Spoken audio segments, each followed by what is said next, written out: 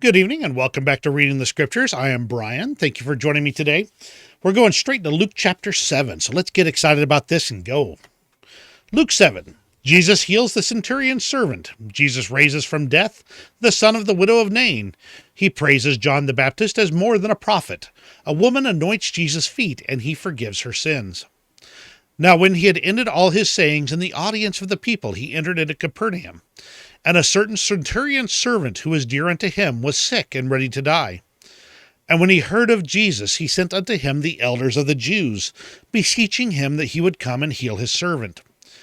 And when they came to Jesus, they besought him instantly, saying that he was worthy for whom he should do this.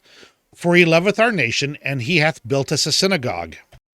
Then Jesus went with them. And when he was now not far from the house, the centurion sent friends to him, saying unto him, Lord, trouble not thyself, for I am not worthy that thou shouldest enter under my roof. Wherefore neither thought I myself worthy to come unto thee, but say in a word, and my servant shall be healed. For I also am a man set under authority, having under me soldiers, and I say unto one, Go, and he goeth, and to another, Come, and he cometh. And to my servant, Do this, and he doeth it. When Jesus heard these things, he marveled at him, and turned him about, and said unto the people that followed him, I say unto you, I have not found so great faith, no, not in Israel. And they that were sent, returning to the house, found the servant whole that had been sick.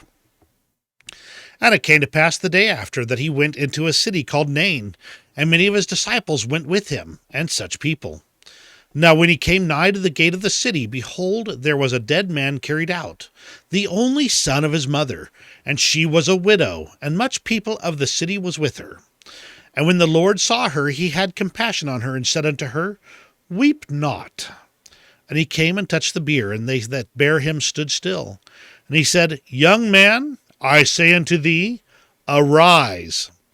And he that was dead sat up, and began to speak, and he delivered him to his mother. And there came a fear on all, and they glorified God, saying, That a great prophet is risen up among us, and that God hath visited his people. And this rumor of him went forth throughout all Judea, and throughout all the region round about. And the disciples of John shewed him of all these things. And John, calling unto him two of his disciples, sent them to Jesus, saying, Art thou he that should come, or look we for another? When the men were come unto him, they said, John Baptist hath sent us unto thee, saying, Art thou he that should come, or look we for another? And in that same hour he cured many of their infirmities and plagues, and of evil spirits, and unto many that were blind he gave sight. Then Jesus answering said unto them, Go your way, and tell John what things ye have seen and heard, how that the blind see, the lame walk, the lepers are cleansed, the deaf hear, the dead are raised, to the poor the gospel is preached. And blessed is he whosoever shall not be offended in me.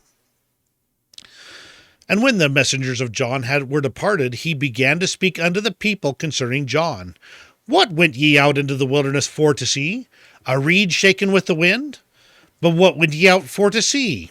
A man clothed in soft raiment? Behold, they which are gorgeously apparelled and live delicately are in king's courts. But what went ye out for to see? A prophet? Yea, I say unto you, and much more than a prophet. This is he of whom it is written, Behold, I send my messenger before thy face, which shall prepare thy way before thee. For I say unto you, among those that are born of women, there is not a greater prophet than John the Baptist, but he that is least in the kingdom of God is greater than he. And all the people that heard him and the publicans justified God, being baptized with the baptism of John. But the Pharisees and lawyers rejected the counsel of God against themselves, being not baptized of him. And the Lord said, Whereunto then shall I liken the men of this generation? And to what are they like? They are like unto children sitting in the marketplace, and calling one to another, and saying, We have piped unto you, and ye have not danced. We have mourned to you, and ye have not wept.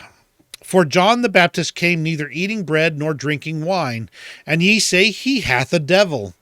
The Son of Man is come eating and drinking, and ye say, Behold, a gluttonous man, and a wine bibber, a friend of publicans and sinners. but wisdom is justified of all her children. And one of the Pharisees desired him that he would eat with him. And he went into the Pharisee's house and sat down to meat.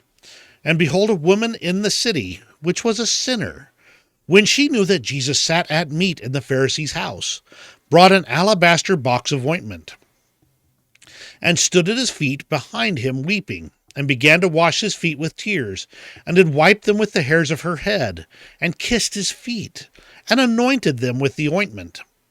Now when the Pharisee which had bidden him saw it, he spake within himself, saying, This man, if he were a prophet, would have known who and what manner of woman this is that toucheth him, for she is a sinner. And Jesus answering said unto him, Simon, I have somewhat to say unto thee. And he saith, Master, say on. There was a certain creditor which had 2 debtors. The one owed 500 pence, and the other 50. And when they had nothing to pay, he frankly forgave them both. Tell me, therefore, which of them will love him most?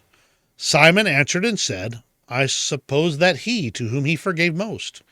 And he said unto him, Thou hast rightly judged.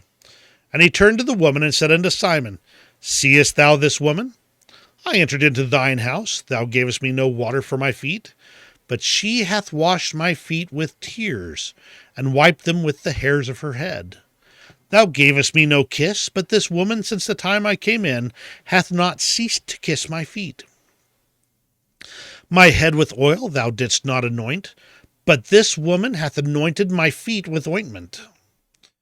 Wherefore I say unto thee, her sins, which are many, are forgiven. For she loved much, but to whom little is forgiven, the same loveth little.